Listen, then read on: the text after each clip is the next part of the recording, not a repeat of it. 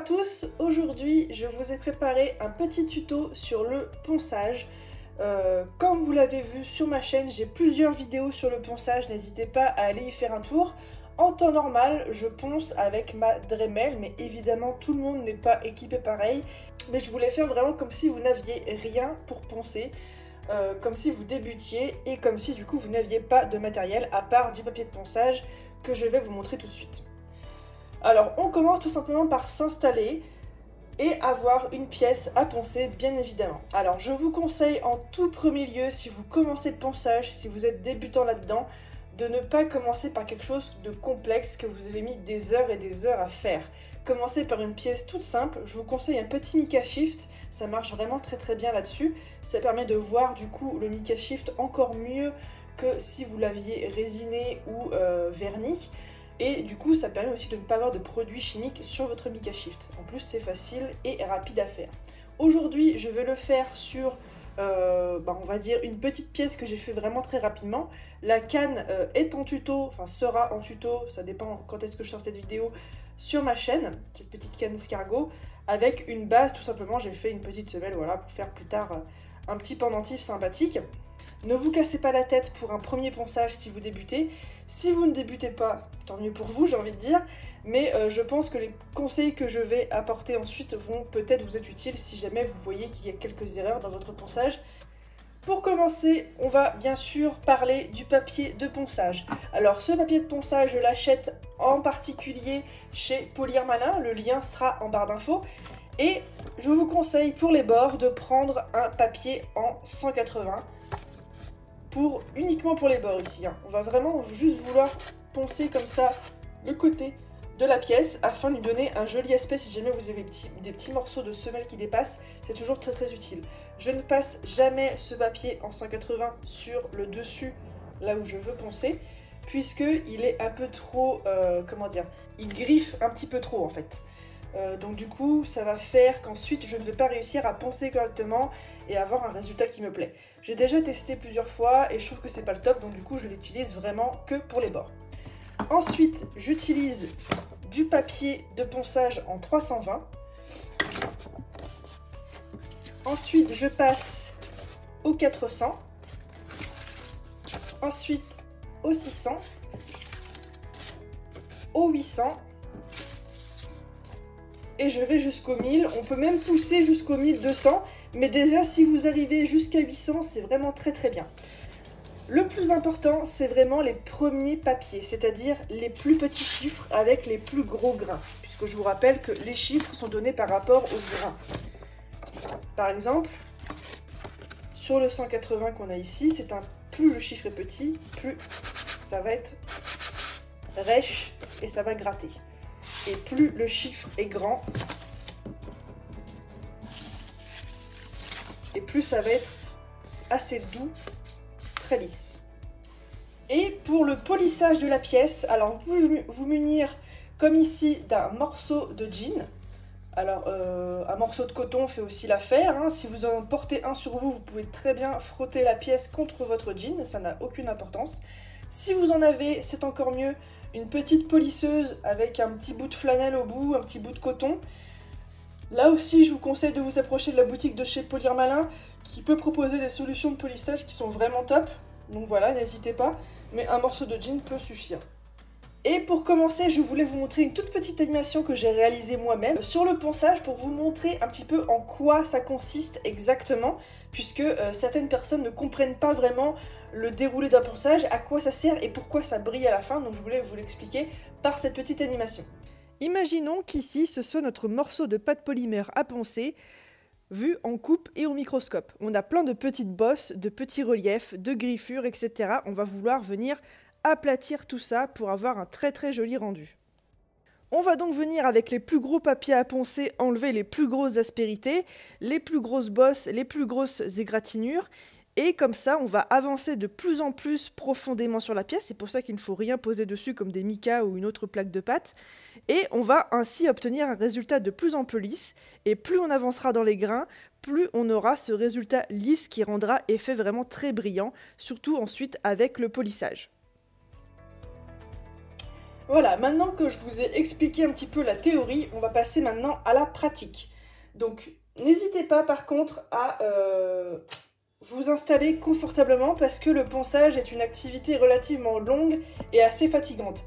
Et je vous le dis, mes poignets ne vous remercient pas puisque normalement c'est le genre de choses que je fais à la Dremel où je force du coup beaucoup moins parce que j'ai relativement mal au poignet, mais bon, pour une petite pièce comme ça, normalement ça devrait le faire.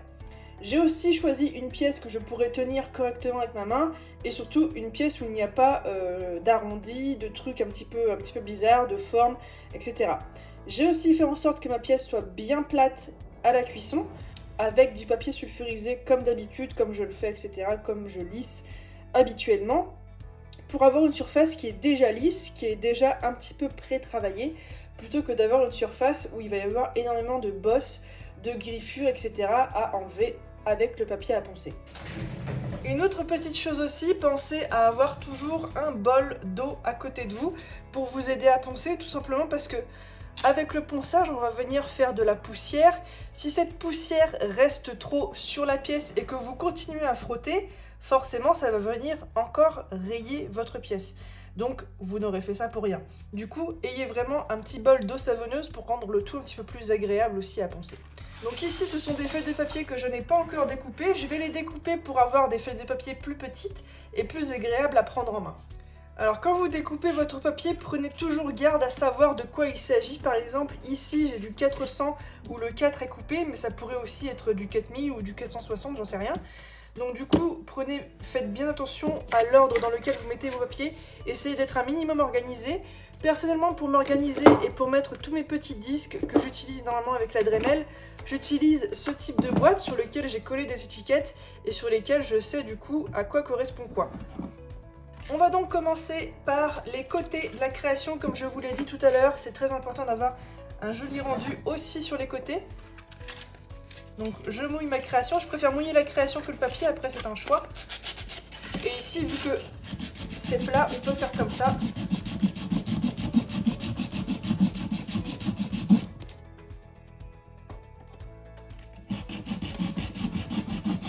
Donc le ponçage va aussi me permettre du coup de poncer ici le bord de la semelle qui dépassait légèrement avec le petit passant pour ma corde, pour mon cordon. J'oublie pas de mouiller de temps en temps, mais ici ça n'a pas grande importance, ça permet juste de rendre le ponçage un peu plus agréable à la main.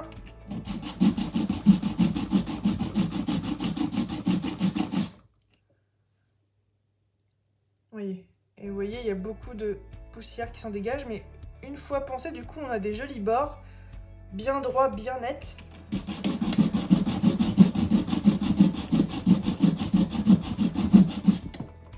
Alors je suis désolée si la caméra bouge légèrement quand je ponce, mais bon c'est un peu normal j'ai envie de dire, vu que du coup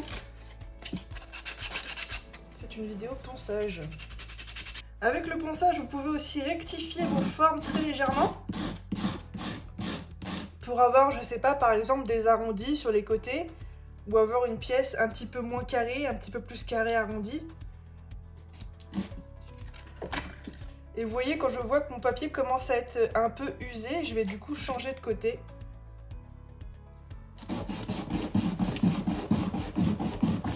Là, je pense qu'on est pas mal, on a une jolie forme.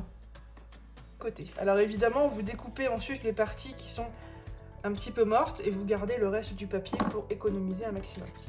On va passer au papier le plus important, c'est-à-dire le 320. Pourquoi le plus important? Puisque comme vous l'avez vu dans la petite animation, le plus important c'est d'éliminer les plus grosses aspérités sur votre création. On va éliminer les plus gros creux, les plus grosses griffures, tout ce qui nous embête en fait. Et une fois que vous aurez fini ce ponçage là, le reste roulera tout seul et ce sera nickel. Je vous conseille, si vous avez des doutes, de passer plusieurs fois du papier 320 jusqu'à ce que vous ayez le résultat que vous voulez, mais je vais vous montrer tout de suite ma petite technique à moi.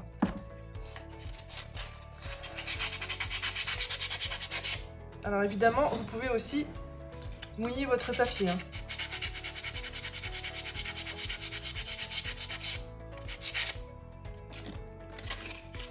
Alors moi je me gêne pas pour mettre, vous voyez, le petit picot qui m'a servi à cuire ma création avec la semelle.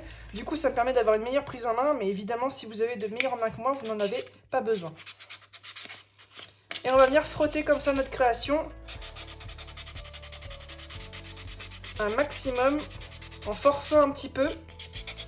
Évidemment, il faut que ça ponce, hein. Il ne faut pas que ça caresse juste.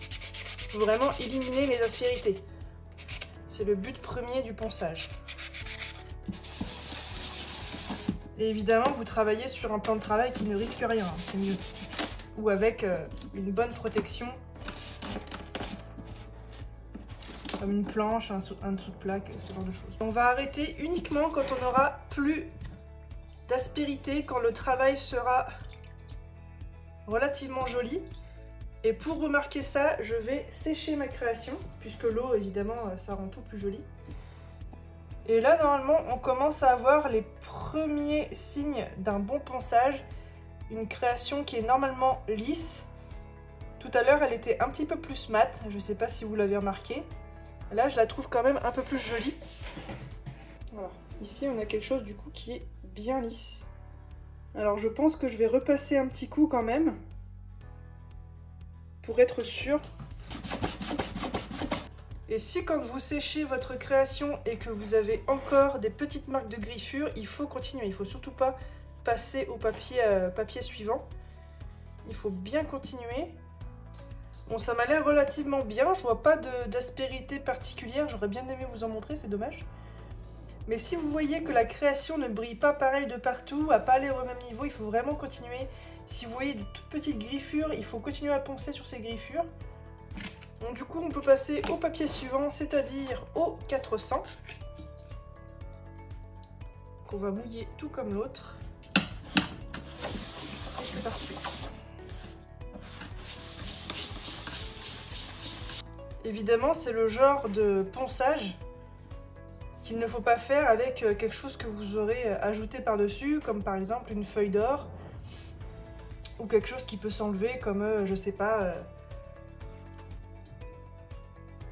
une couche de vernis, une couche de mica, enfin bref, ce genre de choses qui peut s'enlever avec du ponçage. Il faut évidemment pas poncer si vous avez créé un effet avec ce genre de technique. Bon, maintenant qu'on a bien poncé correctement au grain 400, on va pouvoir passer au 600. Et normalement, au 600, il devrait y avoir les prémices, si j'ai envie de dire, d'une espèce de ponçage correctement réalisé, puisque du coup, notre pièce, vous allez le sentir sous vos doigts, va devenir de plus en plus douce. Et en général, ça commence au papier 600-800 à peu près. Alors plus vous allez avancer dans votre ponçage et moins il y aura besoin de poncer très longtemps. Vous allez voir que du coup, plus on avance et plus la pièce va être lisse correctement et moins il y aura de petits dépôts. Vous voyez, au début j'en avais beaucoup et là j'en ai de moins en moins de la couleur qui vient se déposer sur mon papier. Ça prouve que du coup le ponçage a été bien fait par avant.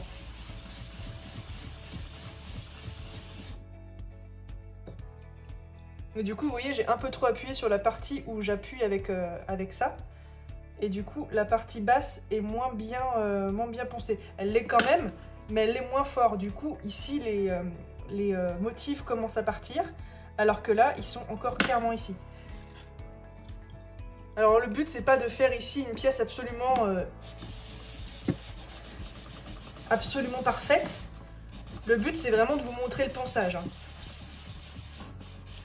Et de vous montrer aussi les erreurs qu'il ne faut pas faire. Voilà, je vais arrêter ici pour le papier en 600. On va passer au 800.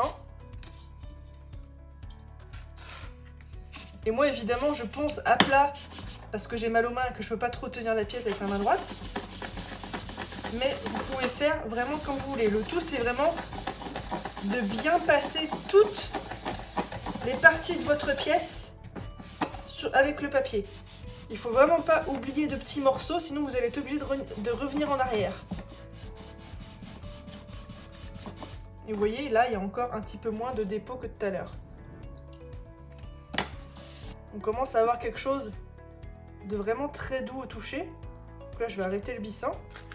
Je vais passer au 1000. D'ailleurs, vous n'êtes même pas obligé d'aller jusqu'au 1000, hein. Le 800 suffit largement, je trouve. Et je vais frotter un petit peu plus, assez doucement. Là, c'est vraiment pour enlever les petites aspérités, tous les petits restes. Une petite chose, si jamais vous faites une erreur, que vous griffez votre pièce en la passant par exemple par mégarde sur votre bureau, bah, il faut recommencer en fait. Il faut recommencer à partir du papier le plus gros, c'est-à-dire qu'on va recommencer du 320 jusqu'au papier où vous étiez et vous allez repasser toute la pièce. Donc c'est vraiment très important de faire assez attention quand vous faites votre ponçage. C'est d'ailleurs pour ça que j'utilise une Dremel, ça évite pas mal les erreurs. Et si vous voulez en savoir plus sur le ponçage à la Dremel, je vous conseille d'aller voir la vidéo que j'ai faite là-dessus, qui sera en lien en description bien évidemment. Voilà, on a fini avec le 1000, on va pouvoir passer avec le 1000. Moi j'avais 2 morceaux de 1000, d'accord. Là je passe au 1200, mais c'est vraiment optionnel, hein. Je le fais vraiment parce que j'en ai sous la main. Mais plus votre ponçage sera bien fait et plus elle brillera à la fin avec le polissage. En ce qui concerne le sens dans lequel je frotte, ça n'a pas vraiment beaucoup d'importance. Il n'y a pas de sens pour poncer, le tout c'est de poncer partout. Et je vais sécher ma pièce et vous la montrer rapidement. Donc voilà ce qu'on obtient avec un bon ponçage. Donc comme vous le voyez, la plupart des motifs sont partis, mais c'est totalement normal puisque du coup, ça vous permet de voir à quel point on peut aller profond sur la pièce. On peut avoir un résultat avant-après qui ne soit pas du tout comme on l'avait imaginé, hein. Et maintenant, on passe au polissage, c'est-à-dire on va frotter ce petit bout sur le jean. Alors là, par contre, ça prend du temps, hein. C'est assez long. Je vous conseille même de limite de porter un jean et de frotter sur votre jambe pendant que vous faites autre chose. Parce que là, le but, c'est de nettoyer la pièce à fond et tout simplement la polir. Vous voyez, on a déjà un début de brillance qui commence à se mettre. C'est vraiment très très léger. Bon, je la polis et je reviens vers vous ensuite. Voilà, j'ai terminé mon polissage. Donc vous allez me dire quand est-ce que je sais que je l'ai terminé? Bah tout simplement quand la pièce est assez brillante à votre goût. Faites aussi attention à ne pas griffer votre pièce en la frottant sur, je sais pas, un clou qui aurait sur votre pantalon ou avec vos ongles. Ça peut vraiment partir très vite en cacahuète. Donc voilà le résultat. Alors pour info, c'était mon premier ponçage et polissage à la main. Donc au moins j'aurais fait ça une fois à la main dans ma vie. Mais je préfère largement la Dremel, c'est plus rapide et ça demande aussi moins de force dans les mains, dans les poignets. Donc voilà, vous savez tout, le meilleur des moyens pour avancer en polissage, c'est vraiment la patience et l'expérience. Je vous conseille vraiment de commencer par des petites pièces, pas trop petites non plus pour qu'elles soient assez maniables à la main, quand vous vous fassiez pas mal, mais par des pièces qui vous ont vraiment pas pris très très longtemps à faire. Vous voyez ici on a vraiment un effet miroir qui est vraiment superbe. Donc le motif a un petit peu disparu sur le dessus de la pièce, mais c'est vraiment pas grave, c'était vraiment pour le test. Donc voilà, j'espère que cette vidéo vous aura plu. Si c'est le cas, n'hésitez pas à vous abonner à la chaîne, c'est vraiment très très important pour moi puisque seulement 30 ou 40% je crois des personnes qui regardent cette vidéo sont abonnées, donc n'hésitez pas à le faire, ça m'aiderait vraiment beaucoup. Idem pour la petite cloche, si jamais vous voulez assister à mes lives et être prévenu de mes lives, la petite cloche c'est vraiment le principal pour être prévenu quand j'en fais, puisque en général je ne préviens pas quand j'en fais. Je fais ça vraiment à la sauvage, quand j'en ai envie, quand j'en ai la motivation. Et puis évidemment la boutique Etsy sur laquelle vous pourrez retrouver toutes mes créations. Et si jamais vous en voulez une en particulier que vous ne voyez pas sur la boutique, n'hésitez pas à m'envoyer un petit message privé, que ce soit ici ou sur les réseaux sociaux. Je réponds à tout le monde. Donc voilà, merci beaucoup à vous d'avoir suivi cette vidéo. Puis sur ce, je vous retrouve très vite pour d'autres tutoriels. Ciao!